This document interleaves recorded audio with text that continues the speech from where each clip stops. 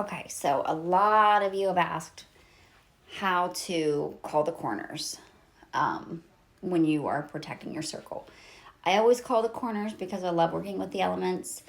You don't necessarily have to, but a lot of people do this. So I'm going to show you what I do, and then you can do any variation of this or tweak it and make it your own in any way that you want to. Give me one sec. Okay, so I use some items. I like to have visuals when I'm it's casting a circle or calling your corners. It's the same thing. So you're going to need a compass because you're going to start on the east. And I always, listen, I wrote mine down. I always have my paper because if I forget something or whatever, because I'm scatterbrained. Even though I've done this a million times, I will still forget something, every time. So anyway, so I have something to represent each element because you're calling the elements, right? So I have a feather for air, a rock for earth, a rock from my yard or garden, a seashell for water, and just an LED candle for fire. And I always keep them charged in a selenite dish. You don't have to keep them charged in a dish. You can just put them in a little box. You don't even have to use these things. Literally, all you need is either your finger or something that has been consecrated as your magical tool, like a wand. I use this selenite wand. If I don't want to grab it, I'll use my finger.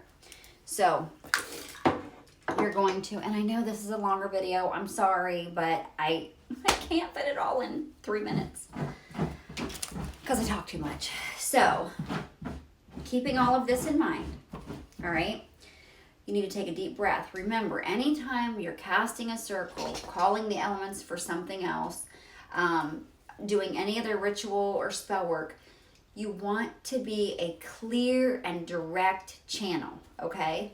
So take a deep breath and blow it out.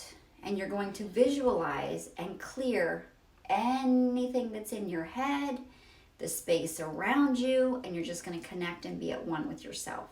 Very clear mind and be a nice straight channel, okay? So taking your compass, you start at the east. I'm just going to pretend because I don't have my compass out. And you say, using your finger or your consecrated items, I call to the guardians of the east and the element of air. Please watch over and protect my circle. Or you could say sacred space or sacred circle, whatever you choose. Then continuing, you're going to turn to the south and say, guardians of the south and the element of fire, I call on you to protect my sacred circle. Turn again to the west now and say, guardians of the west and the element of water, I call upon you to protect my sacred circle. And then turn north and say, guardians of the north and the element, guardians of the north.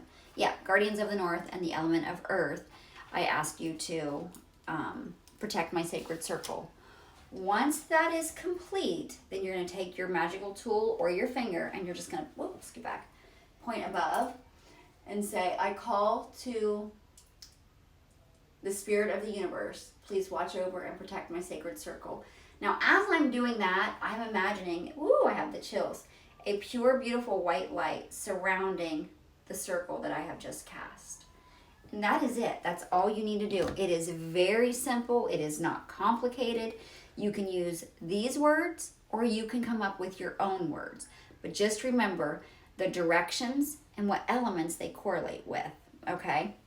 And again, if you have something to represent these directions, you can set those at the direction, so like my fire would be for south and the element of fire and so on and so forth. But that's it. And then once you are finished with whatever it is you're doing, your ritual, your spell, whatever, then I just visualize and I'll either say in my head or say out loud, I now release the sacred circle. Thank you for protecting me in my sacred time and my sacred space. That's what I do. Literally, that's it. Again, use any of this or any variation and just make it your own. But that's all there is to it. So I hope that helps. I love ya.